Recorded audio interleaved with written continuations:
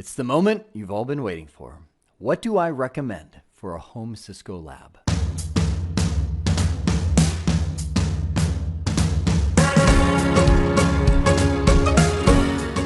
By the time we're done here, we will plan the ideal home lab environment for those studying for the Cisco CCNA certification. I'm not going to repeat a lot of the other things I said in this skill, but let me give you a high-level view.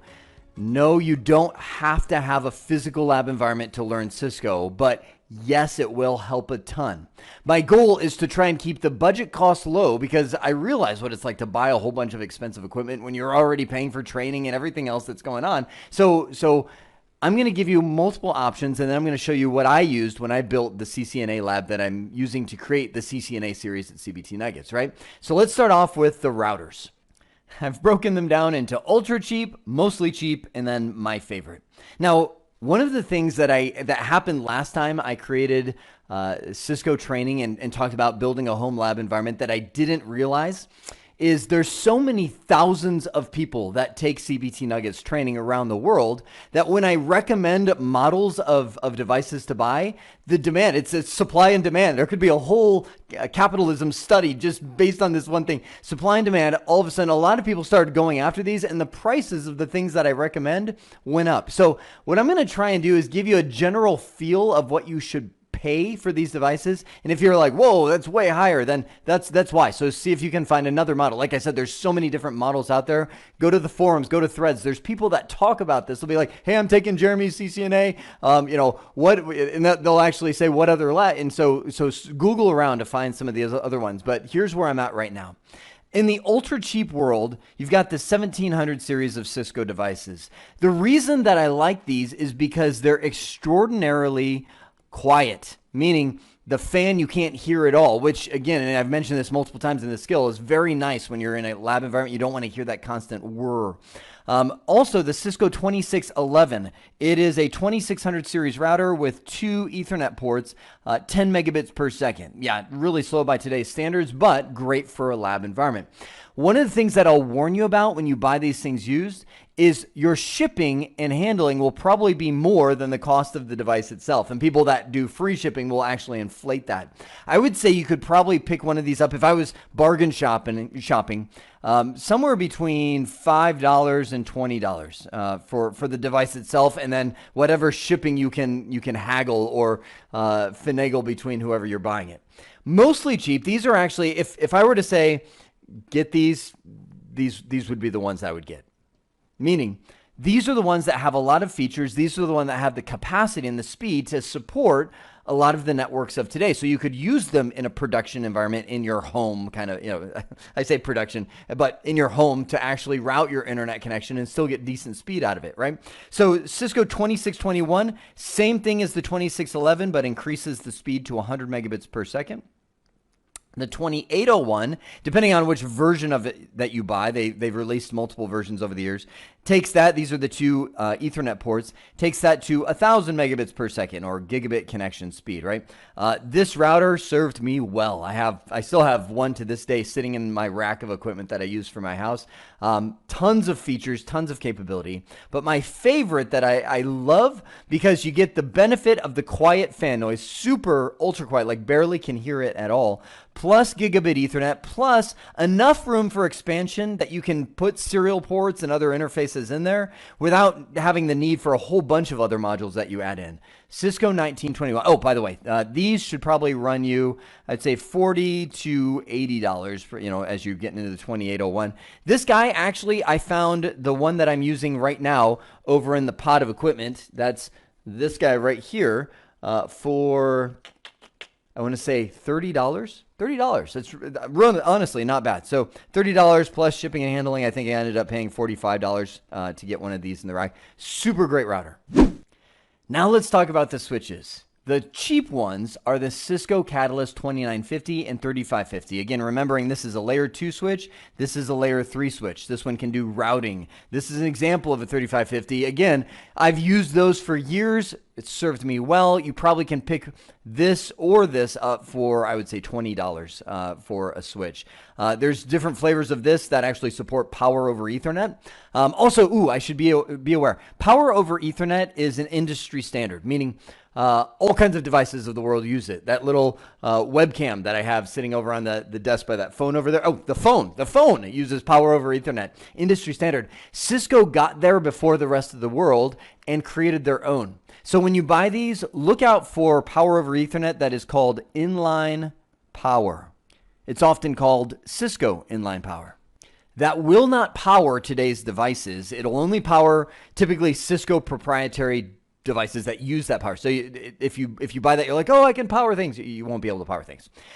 My favorite that I use is the Catalyst 2960, which is actually, if I were to jump my camera over here to Nevada, the land of dinosaurs, this guy right here. You've got 24 or 48, depending on which version of the switch you buy, 10 100 ports, so 100 megabit per second interfaces, and a couple gigabit Ethernet uplinks, as well as some ports for SFPs sitting right here. So if you need fiber optic connectivity or you want to test that, you can install some SFP modules and get that. The Catalyst 3750 is my favorite layer 3 switch, which, again, jumping back here, shoop all the way back to Arizona. The 3750 are these two silver guys right here. Again, SFP connections over here. These are your gigabit Ethernet connections. The big reason I like these guys is because they support something called StackWise. StackWise allows you to combine multiple switches together into a single stack and manage them as one device. Super fun and functional switch. So for these guys, you're probably looking, I would say, if you're bargain shopping, I can't remember. I think I paid around $60 a piece for each one of these. $29.60 I ended up getting for $20. Again, not a deal breaker at all. You're probably going to pay more for shipping than you will for the switch itself. So now let me land the plane with the physical lab topology that I'm going to use for the CBT Nuggets CCNA series all the way through. There are going to be 3 separate offices, Arizona being the headquarters office, connecting over here to Nevada and Florida. If we unpack the topology a little bit more, you can see that in Arizona we have a headquarters router connected to 2 core switches, or will be connected to 2 core switches by the time it's done, connected to an access switch. So these, well, actually, I'll show you the model numbers in just a second. Over in Florida land, we have another router that bridges to a Metro E connection. That's essentially a private connection, linking these 3 offices together. Same thing in Nevada, router bridging into the Metro E. All these sites getting their internet access through Arizona. Each one of these locations has a more detailed network diagram that we'll be building as we go. Here's the physical equipment. And I should clarify, after my kids got to it. Arizona has a whole bunch of snakes, cactus, 2 Catalyst 3750s, that's these guys right here. 1 Catalyst 3550, that's this guy. This is the access switch. These are the core switches. Think of this as like the backbone of the network that everything connects to. 1 Cisco 1921 router, that's this guy right here, that bridges not only to the internet, that's the red cable, but also to the Metro E Cloud, that's the blue cable, and connects to the internal LAN, that's the yellow cables. 1 to core switch 1, 1 to core switch 2. This, by the way, is an HWIC 4 ESW. This adds a built-in switch to the router. Then right above it are the 2 wireless access points. These are lightweight access points, which means in themselves they have no intelligence. They can't do anything. They need a controller to give them a brain, to tell them what their configuration is. Then they will begin serving clients. I've also purchased a wireless LAN controller, a 2106. Total cost of this pod of equipment, roughly $200. You could probably beat that price, or you might pay more depending on your eBay shopping savviness. And I should clarify, everything that I've bought is from eBay. Next up is the land of Florida, with the California raisins taking a little vacation. You noticed that. 1 Cisco 2960 sitting right there, and 1 Cisco 2621 XM router. What's the XM? You can see it very small right there.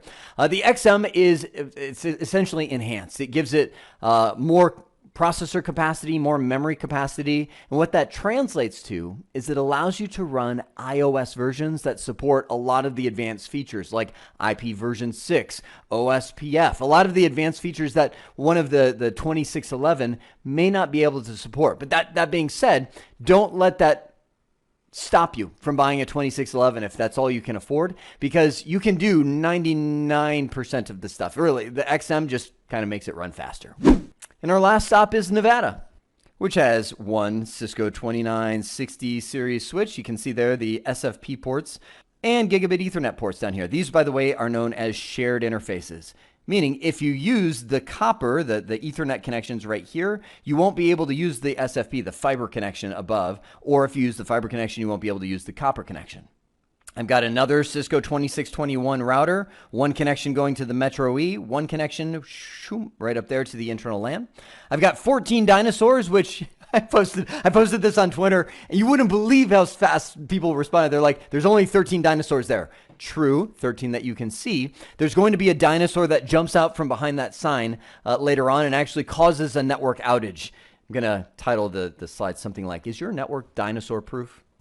Now you notice I have one Metro E switch and one internet switch. That's these guys. This is my Metro E switch. I think I paid $5 from that from like monoprice.com or some really cheap place. It's a 100 megabit per second switch just to simulate or emulate the Metro E connections by the service provider.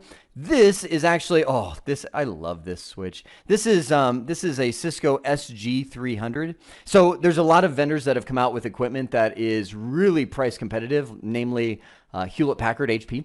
And Cisco was like, man, we've got to create some stripped down versions to compete with these guys. And so they did. It's the SG200 for layer 2 and SG300 series. Small business switches. It's not the iOS, but it's iOS-ish. Either way, I have a lot of fun with those switches. So the SG300 10P, this is Power over Ethernet. This is actually bringing the internet connection in to not only Arizona, which is over to the left, but also to my computer that I'm talking to you on right now. Now, I know if things happen like they did before, that by time you're watching this, hundreds of other people have also watched it and have gone out to buy that same equipment, and it causes that supply and demand thing of the price going up. Don't feel like you have to get the identical equipment that I have there.